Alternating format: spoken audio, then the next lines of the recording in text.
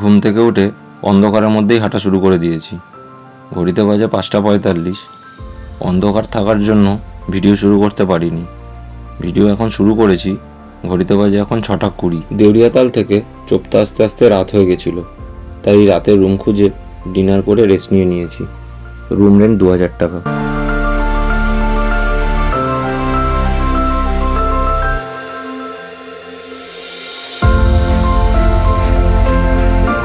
সকলের পায়ের অবস্থা খুব একটা ভালো না, তাই খুব আস্তে আস্তে হাঁটছি। এত সুন্দর ভিউ দেখে ব্যথাও কম অনুভব করছি।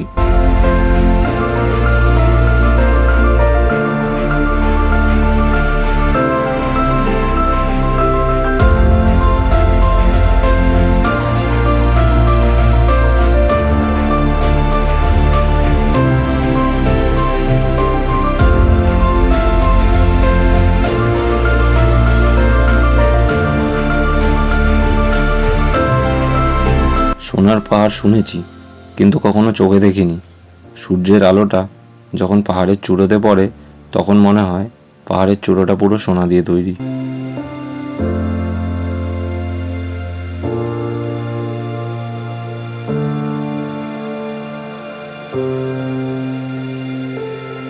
চোপতা থেকে টুঙ্গুনাথ টেম্পলের দূরত্ব 4 কিলোমিটার।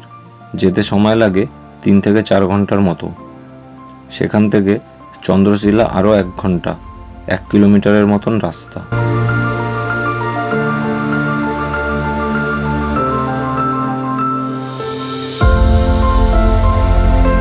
চোপতাকে ইন্ডিয়ার মিনি সুইজারল্যান্ড বলে। মিনি সুইজারল্যান্ড নামটাও যথাযথ।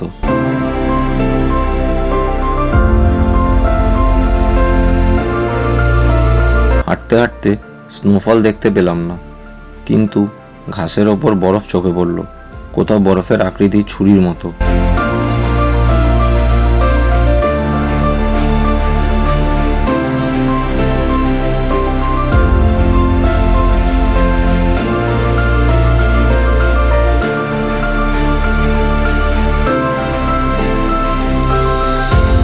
চোপতা থেকে টুঙ্গুনাথ যাওয়ার পথে অনেকক্ষণ পরেই একটা দোকান পেলাম, তাই এখানে দাঁড়িয়ে চা ও ম্যাগি খেয়ে নিলাম।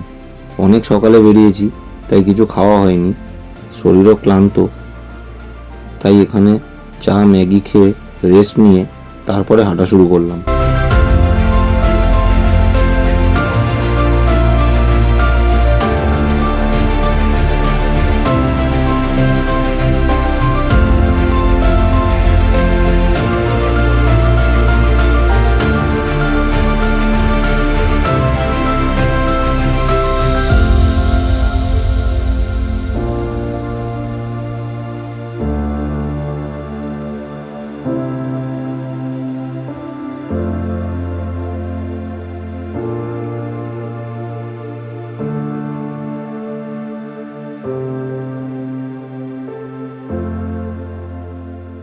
তুঙ্গনাথ মন্দির উত্তরাখণ্ড রাজ্যের রুদ্রপ্রয়াগ জেলায় অবস্থিত।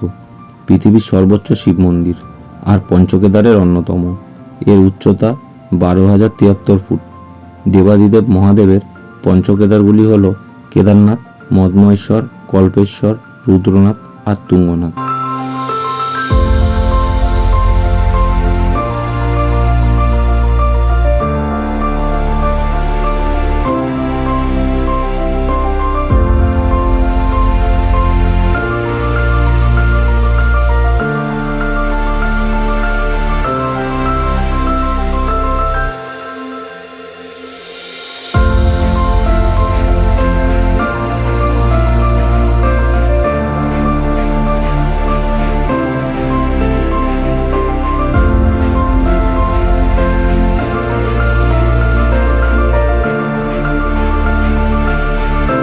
তুঙ্গনাথ মন্দির এই বছরের মতো বন্ধ হয়ে গেছে, তার জন্য আমরা এখানে আর পুজো দিতে পারলাম না।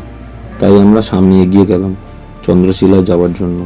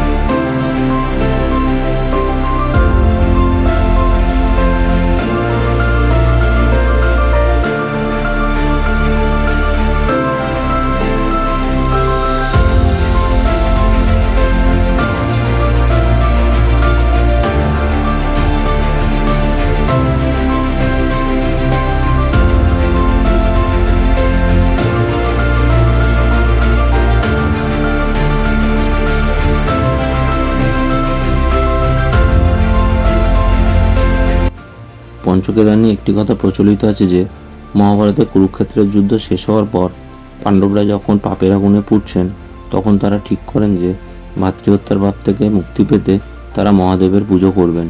সেই ইচ্ছায় মহাদেবের সন্ধানে তারা বারাণসীতে গিয়ে হাজির হন, কিন্তু মহাদেব এই পাপীদের হাতে ধরা দিতে রাজি হলেন না। তাই তিনি একটি ষাঁড়ের রূপ ধারণ করলেন আর হিমালয় পর্বতমালার উত্তরাখণ্ডের গুপ্তকাশীতে চলে যান। পাণ্ডবরাও তাকে নানা জায়গায় খুঁজতে খুঁজতে উত্তরাখণ্ডে এসে হাজির হলেন। আর এদিকে মহাদেব এ পাহাড় থেকে ওপার পালিয়ে পালিয়ে বেড়াতে লাগলেন। পিছনে পিছনে ধাওয়া করলেন পাণ্ডবরা।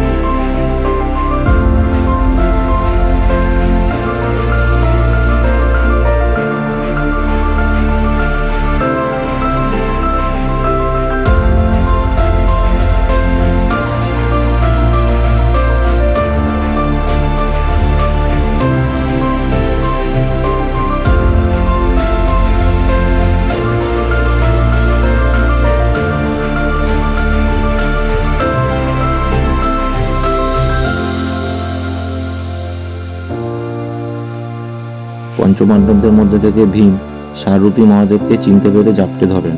তৎক্ষণাৎ 5টি খণ্ডে বিভক্ত হয় ষাঁড়রূপী মহাদেব এবং পরবর্তীকালে এই খণ্ডগুলি পঞ্চকেদার নামে পরিচিত হয়।